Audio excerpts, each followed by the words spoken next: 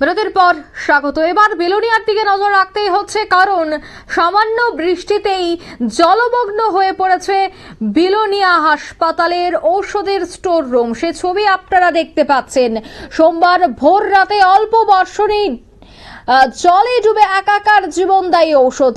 তার গাফিলতিতে লক্ষ লক্ষ টাকার ঔষধ জলে এভাবে তলিয়ে গেল।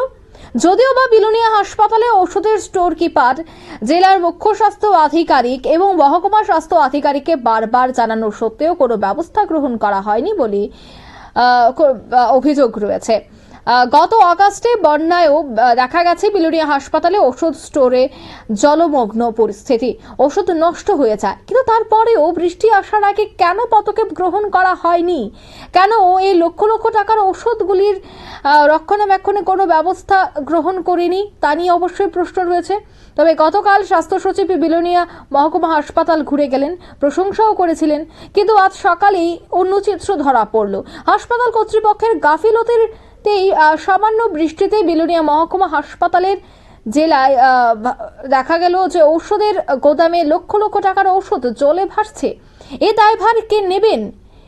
এছাড়া ড্রেনিং ব্যবস্থা না থাকার কারণে এই ধরনের ঘটনা বলে জানিয়ে দায় নিজের গা থেকে সরিয়ে নিলেন কর্তৃপক্ষ। কিন্তু এর জন্য কোনো সুবন্দোবস্ত গ্রহণ করা হয়নি কেন, প্রশ্ন থেকেই যাচ্ছে। কি বলছেন সংশ্লিষ্টরা, শোনাচ্ছি। কি দায়িত্বে আছেন? আমি ডিস্ট্রিক্ট স্টোর ফার্মাসিস্ট ইনচার্জ এখানে বিলোনিয়া হসপিটালের ডিস্ট্রিক্ট স্টোরের আপনি দায়িত্বে আছেন। এই যে এতগুলো টাকার ওষুধপত্র নষ্ট হয়েছে, ব্যবস্থাপনাটা নিলেন না কেন দাদা? মানে অ্যাকচুয়ালি প্রত্যেক বছর বৃষ্টি হইলে পরে তো আমাদের এখানের মধ্যে যে ড্রেনেজ সিস্টেম আছে না, হ্যাঁ, ড্রেনেজ সিস্টেমের এখানে যে বাইরে দিকে জলটা যায়, হ্যাঁ, তো এখানের মধ্যে তারা ব্লক করে রাখছে। কারা? বাইরের কেউ কোনো লোকে জানে, এখানে যে আউটলেটটা আছে না, হ্যাঁ, আউটলেটটা ব্লক করে দিচ্ছে। এটা নিয়ে অভিযোগ কারে করছিলেন? আমি তো স্যার সিএমও স্যারের জানাইছি। তো এই সরকার যে এভাবে এরকম রাখে এসে এরকম ওষুধ নষ্ট করে নিতেছেন, আপনারা রোদ মজুদ রাখছেন না ঠিকভাবে, এটার জন্য জবাব কে দিব দাদা? তখন আমার কি করার আছে? এখানে ওষুধপত্রগুলো কম আসেনি বিলোনিয়া হসপিটালে, বা ডিস্ট্রিক্টে সার্ভিস দিতে গিয়ে কোনো রকমের ওষুধ কামতে, তাহলে এতটি ওষুধ নষ্ট হবে কেন দাদা? এটার জন্য আপনারা কোনো চিন্তা করছেন না? কি করতাম? আপনি কি করতেন বললে মাত্র হয়ে যাবো ব্যাপারটা? ব্যাপারটা হলো যে আমরা তো চেষ্টা করি স্টোরেজ ঠিক মতো রাখার জন্য। কেমনে চেষ্টা করলেন এটা? আপনারা শুনলেন কর্তৃপক্ষের সেই বক্তব্য। গত আগস্টে বৃষ্টিতে ঠিক একই ছবি ধরা পড়েছিল এই হাসপাতালে। যদি আগস্টে এই ছবি ধরা পড়ে 2024-এ, তবে 2025-এর বর্ষা আসার আগে কেন ব্যবস্থা গ্রহণ করেনি হাসপাতাল কর্তৃপক্ষ? কার রয়েছে গাফিলতি সেই জায়গায়?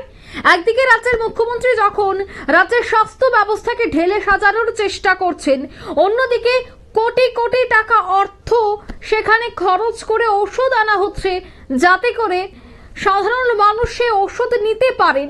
কিন্তু সে লক্ষ লক্ষ টাকা তো এখন জলে ভাসছে। কে নেবে তার দায়ভার?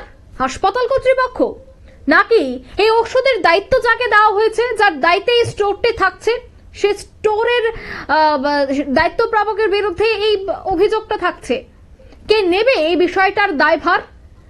লক্ষ লক্ষ টাকার ওষুধ যখন জলে ভাসছে রীতিমতো, সেই বিষয়টা যখন আবারও সংবাদ শিরোনামে উঠে এসেছে, এবার কোন ধরনের কি পদক্ষেপ গ্রহণ করা হবে স্বাস্থ্য দপ্তরের পক্ষ থেকে, সেটাই দেখার।